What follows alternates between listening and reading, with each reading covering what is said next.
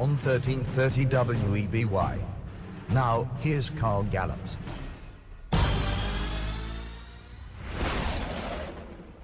All right. Welcome back, America. Welcome back, Gulf Coast. Listen, you don't want to miss this segment. In fact, you don't want to miss this next hour at all. For the next segment, the next 30 minutes, I'm going to be bringing Brandon Gallups on in just a moment. You know, he's a co-host with me and sits in the studio with me quite often. And when he can't, we try to get him by phone.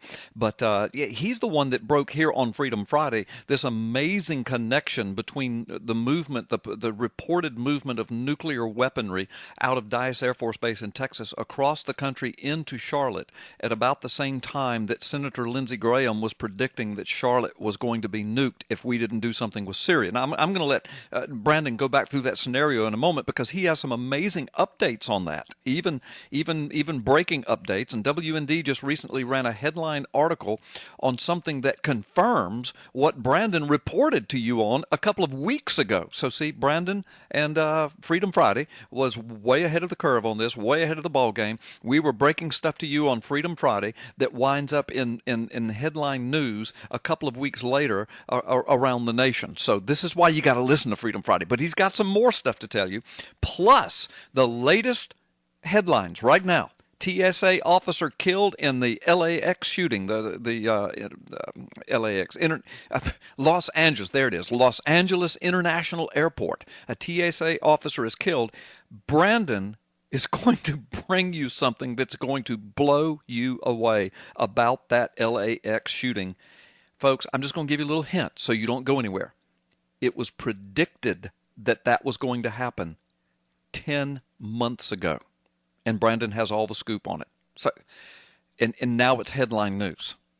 Folks, and you got Lindsey Graham predicting there's going to be a nuclear strike on Charlotte, North Carolina, on the same day that nukes are leaving Texas Air Force Base going to Charlotte, North Carolina. So you're going to want to hear these two stories. Before I bring Brandon on, I want to do a quick shout-out to the folks at Local Yokel right here on the Gulf Coast at the corner of U.S. Highway 90 East and Ward Basin Road. Claude and Melanie Duvall are the owners of that magnificent, amazing business. 4 businesses in one. It's a deli. It's a gas station. There's a huge car wash there. State-of-the-art. There's a convenience store with some 5,000 items. The deli you can eat in, you can dine out. It's a restaurant area there. Fresh fried and baked chicken, hand-breaded vegetables, amazing food. People just pack that place out all the time, carrying stuff back and forth and taking it out. The car wash, touchless, state-of-the-art. I tell people this all the time. When I'm in Northwest Florida, it is the only place that I let touch my car, the only place where I get my car washed. Amazing technology and a wonderful facility. The gas station, they serve 100% ethanol-free gasoline there. And one of the few places, in fact, I got on the internet and looked, there's only 1 or 2 places within many, many miles of this area, and Local Yokel is one of them. And 100% ethanol-free gasoline, and the convenience store, some 5,000 different items, sparkling, bright, shiny, clean. They keep the place clean. And when you're there, often you will run into Claude and Melanie because they work the place. I mean, they're there. They're not there 24/7, but they're there a lot. I mean, 8 out of 10 times when I stop in that store, either Claude and or Melanie, they're right there. That's the Local Yokel, corner of U.S. Highway 90 East and Ward Basin Road, Northwest Florida. They're huge supporters of Freedom Friday with Carl Gallups, so you make sure you tell them that you heard it on WEBY. Let me bring on Brandon. Brandon, thank you so much for being a part of the show. Got a good connection there, huh? I sure hope so, because we got some good stuff we need to talk about, and you just made me hungry talking about local yokel chicken, bro. I'm traveling through North Mississippi, and I want to turn around and come get some chicken right now. I know you do, because when you're in this area, I know you eat there a lot. I mean, it's good stuff. It's good stuff. So you folks that are listening in the local area, you got to go there. Go there tonight. Get your big takeout package and take it home. All right. Well, Brandon, listen. I know I'm going to hush. I'm going to let you do it. Walk us through very quickly the timeline. Go all the way back to September 3rd, and then I might add the little thing about the earthquake off the Gulf Coast if you forget that when you get there. But then bring us up to date on WND's headline article and how they confirmed what you reported a week or two ago. Yeah, absolutely. Look, September the 2nd, InfoWars released a statement saying that they had a confidential source, high-level source, Dyess Air Force Base, that nuclear weapons had been transferred from that base, headed to South Carolina, no signature required. People on the base are freaking out. Basically, the base commander just said, let it happen, let it be done. Then from there, that same day, later that day, Lindsey Graham gives the speech, South Carolina is going to be nuked if we don't attack Syria and Iran. Right. So now, just, that in and of itself is just too big of a coincidence all for right, me. now just stop. Now stop. So when Lindsey's making that speech, two things. He did not know that InfoWars had already reported on the story of nukes coming his way. More than likely, he didn't know anything about that. And InfoWars could not have known that Lindsey Graham was going to get up there and say something like that. Absolutely not. Absolutely not. So you got a huge coincidence right there. Right. Now, fast forward about 3 weeks, there's an article that comes out through the European press, and I don't have it in front of me, that says that we find out that the second in command of the nuclear arsenal had been, in fact, fired on the same day that Lindsey Graham gave the speech and that this confidential source let this information out to InfoWars. Right. Yeah. Same day. Yeah. So the coincidences continue to build. A couple of weeks after that, we see the first in command of the nuclear arsenal let go. After we reported on this a couple of weeks ago, a ppsimmons follower sent us some information that, in fact, 17 members of the Minutemen Brigade, which are the folks that are in charge of preparing our nuclear arsenal for detonation within 60 seconds, thus the name Minutemen, had been let go due to supposed unpreparedness. Then we have Billy Allman writing an article for ppsimmons telling us that there's a purge going on in the military. We have another former SEAL. Billy Allman's a former SEAL, by the way. We see another former SEAL come out on Fox News and on InfoWars saying the same thing, verifying everything that Billy Allman said. There's a purge going on in the military. Then we see now WND running the headlines that a major U.S. Retired general, General Jerry Boykin, is now saying the same thing, that there's a purge going on in the military. And I want people to understand who Jerry Boykin is, okay? This guy, folks, just Google his name, okay? General Boykin. Just type that in a search engine, see what you find out about him. Former commander, Army general, commander of the Green Berets, Special Forces, okay? Former Deputy Secretary of Defense for Intelligence. He was a CIA staffer. All right, this guy is as deep as it gets on the dark side of things inside of our government and what goes on in clandestine operations. Right. All right, let me read you a headline from The Blaze in January of this year. It says, "Flat wrong.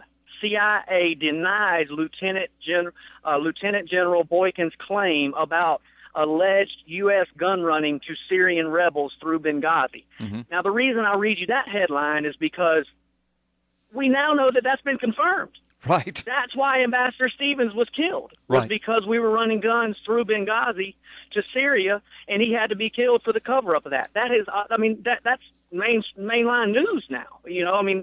People should be losing their jobs over this, okay? So this guy has gotten it right. I've followed General Boykin for about a year now, maybe longer, and this is not the first time he's been right. So when we see him verifying information like this, we need to stand up and listen. Right. And verifying, I think he listens to Freedom Friday, because it was about a week after you and I broke all this and laid this timeline out and put all these connections together. And right here on Freedom Friday, it was about a week later when Boykin comes out and confirms the conclusion that you and I came to. Yeah, absolutely. And then you dropped a little tidbit a second ago about an earthquake off of the coast of South Carolina on October 8th. Now, let me say up front, we have not verified this, but it's an interesting sidebar.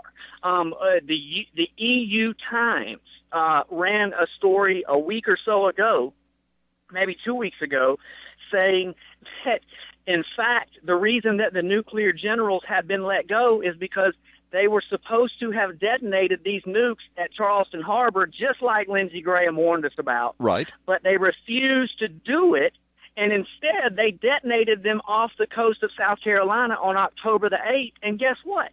There was an earthquake reported off of the coast of South Carolina on October the 8th. Now, here's the weird part. I was driving that day, and I remember hearing that.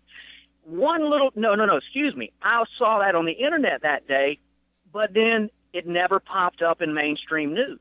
Now, if there's an earthquake off the east coast of the United States, don't you think that's going to be reported? Why would it not be reported? Oh, yeah. I mean, there's danger of tsunami and everything else. It was a 4.5, and it was 600 miles off the coast. But you're absolutely right. They always report those things, always. And I did verify. I went to earthquakereport.com, and on that date, 600 miles straight out from Charleston Harbor, in a mile deep of water, was a 4.5 earthquake.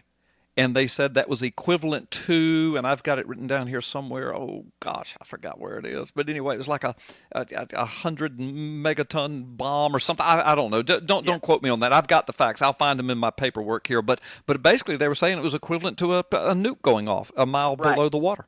Well, I know we got to hit a break here pretty quick, but let me throw this out too, okay? We see this about the earthquake, and people say, oh, that's crazy. You set a bomb off underwater, it's not going to register as an earthquake. Search engine the term tsunami bomb. Right.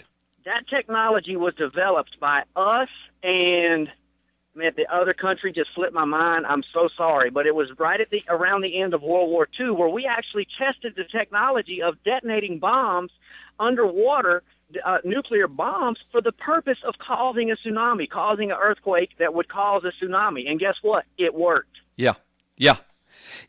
I did Google that and found out that information, and you're exactly right. That's what's being reported. Here it is. It says that 4.5 magnitude experts equate to being a 1 kiloton yield, which is equivalent to the power of 1,000 tons. 1,000 tons of TNT going off underneath the water. Created a 4.5 earthquake on October the 8th, and the European Union Times was reporting that that was the result of the nukes that were supposed to go off in Charleston Harbor were dumped in the bottom of the ocean, and that's why all those guys got fired. Now what we're telling you, what Brandon and I are telling you, is absolute fact as far as that's what was being reported. European Times did say that. EarthquakeReporting.com did verify that happened. Lindsey Graham did make that speech on that same day. You can watch it. You can go to YouTube and watch the clips. He made it on major media. I'm talking about CNN, Fox, everything. He did say that. He did say that Charleston Harbor would be nuked if we didn't bomb Syria. And just prior to that, InfoWars broke the story that nukes had left Dyess Air Force Base headed to Charleston Harbor. So all of those are facts. Now, whether or not they correlate into one big story, we don't quite know. But now, like Brandon's reporting, we've got this general. And by the way, General Paul Vallely also had something to say about that. I've got his quote right here. Do you have it, Brandon? I don't have it in front of me, but let me drop this out to folks, too. Check this out. Search engine this. Special Bulletin. Just type that in. 1983 made-for-TV movie about, are you ready for it, nukes going off in Charleston Harbor by some rogue people within the nuclear program in the government that hijacked some nukes and threatened to set them off in Charleston Harbor. Check it out. We know they use the media. I'm not saying that this was put out there 30 years ago for what's happening today, but it's just another weird coincidence. Oh my gosh. Crazy. What's the name of that movie, Brandon? Special Bulletin. Special Bulletin about a nuke going off in Charleston Harbor by rogue military people. Oh my gosh. Unbelievable. And filmed 30 years ago. Well, here's what, and we've got to take a break. Here's what General Paul Vallely said, and he's quoted in the WND headline article, said, quote, Obama is intentionally weakening and gutting our military and our Pentagon, and reducing us as a superpower. He's doing it on purpose. Anyone in the ranks who disagrees or speaks out against Obama is being purged. That's Major General Paul Vallely. Folks, we're going to take a quick time out. You're listening to Freedom.